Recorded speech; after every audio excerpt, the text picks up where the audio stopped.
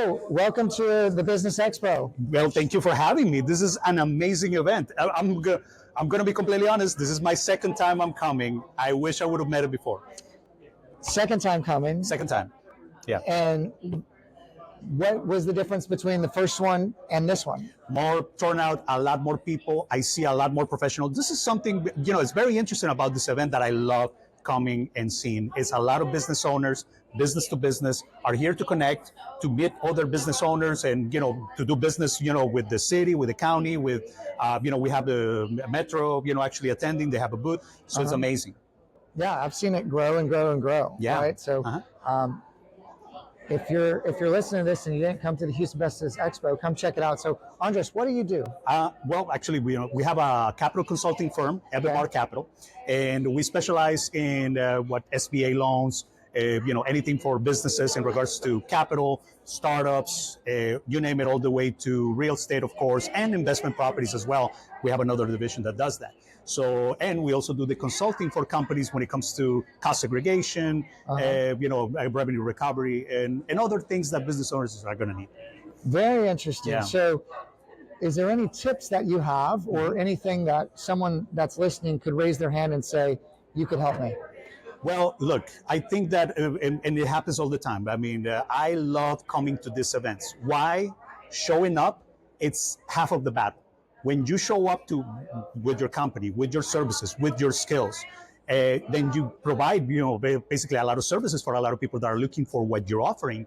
Well, they already come to these events and are looking for you. So I can tell you that just showing up here is the first step. Second thing, prepare yourself. Make sure that you do your homework. Make sure that you bring, all of your, call it elevator speech operations. Yes. What can you help people? What problems are you solving? Because this is really what people are coming here to do, to solve problems with other business owners. I love that. I love that. So specifically, what are things that you could help them with? Like, is there something that how to qualify for a SBA loan or like asset recovery? There's a lot of different things that you're doing. So like, what are you finding to be kind of some of the trend buckets that when people come to you, it kind of rhymes, right? Yes, I mean, trust me, everybody comes kind of like, very similarly or in very similar positions. What are they looking for? Usually capital. But what happens? What we end up finding is that after we have a consultation, free completely, they go in, and get the link and, sign up for a consultation. We start looking at the company and we start looking at how to solve their fiscal, financial, and operating problems. So there are some things that maybe we need to prepare to get you qualified for prime capital offers from different lenders, which is basically what we try to do, put you in a better position. And so can you give a little bit more detail on how someone knows they might need capital, right? Because everybody wants capital, right? Everybody wants capital, but like, how would you know if your business is in the place where someone like your company could help them? Absolutely. So one of the things that you're going to find is either you're starting or you're already established, but you find yourself without the means to be able to get more payroll, maybe get a lot more equipment, maybe you need a bigger location because your capacity is running out, from the location that you have.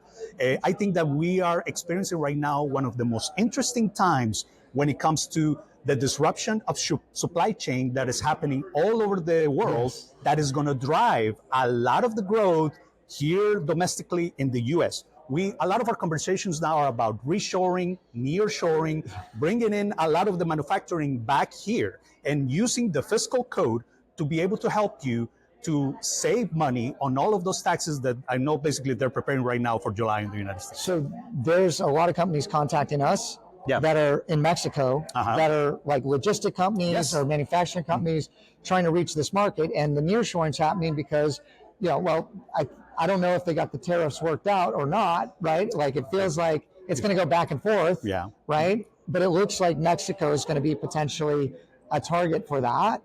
For that minus the transportation cost, there's a huge opportunity to make it very competitive. Well, one of the things that I'm explaining a lot of my Mexican brothers, basically that we do business with, and Mexico, 50% of the food products are coming from Mexico. Actually, from our vegetables and everything comes from Mexico. 50% of the United States vegetables come from there.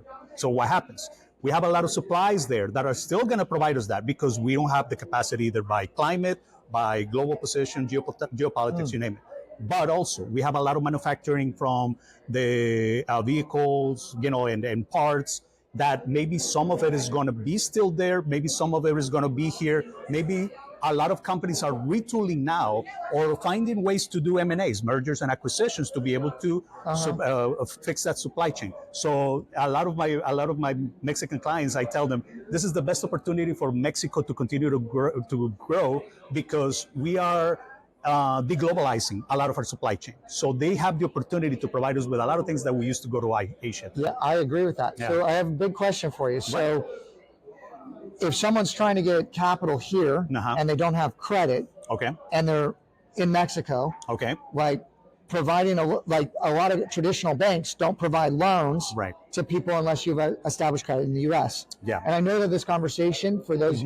that are listening is going more towards nearshoring, but I think it's really, I think there's going to be a lot of people that are going to be operating in this space from different directions.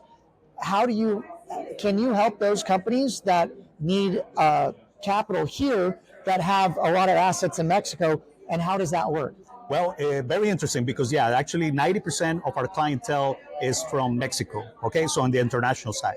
What we're finding is that a lot of companies from Mexico are getting the point that the United States is not going to just continue to, let's say, deploy capital to overseas or outside, but if you are a company in Mexico and you want to continue to be, or even position yourself in a better position to be able to take advantage of this, well, you got to find a way to create a binationality. Binationality means that, I still do a lot of my operations in Mexico, but I have now a 25%, 30% plus operations here. What does that mean? I'm going to need logistics, I'm going to need vehicles, I'm going to need a warehouse.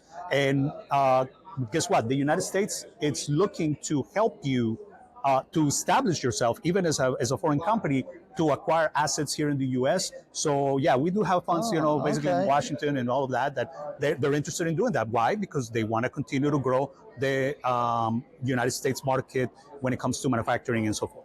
I love that. All right, so we'll bring it all the way back and say, can you share maybe one success story of like a typical business owner that came to you and you were able to help, and how it helped transform their business? Absolutely. Well, look, one of the things that we look at is we don't just look at it.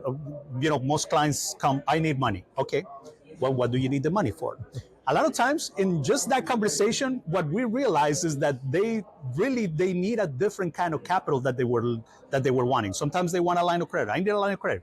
Why do you need a line of credit? Well, I need to expand my building to this and that. Okay, no, you don't need a line of credit. You need an actual term loan that we can put it on a long term, or either, let's say we do an improvement, either leasehold improvement or property improvement. So we can put you in a 25-year term or 30-year term instead of a line of credit that we're going to try to term it out in 5 years. So it puts you in a lot more tighter position. The secret right now is to make sure that you get the right kind of capital for what you are going to need to grow your business. Not MCAs, a lot of detanglement basically in MCAs. That's what we do. We try to put clients in a better position. A lot of debt restructuring. And so that's some of the things that we need to talk about. And that's something that a lot of the big banks don't do, and you need to meet with a consultant to do that. So what's the best way for people to get in touch with you to find out more? Absolutely. They can contact us at EVEMARCAPITAL.com. Andres Business Finance, you're going to find me in all the web.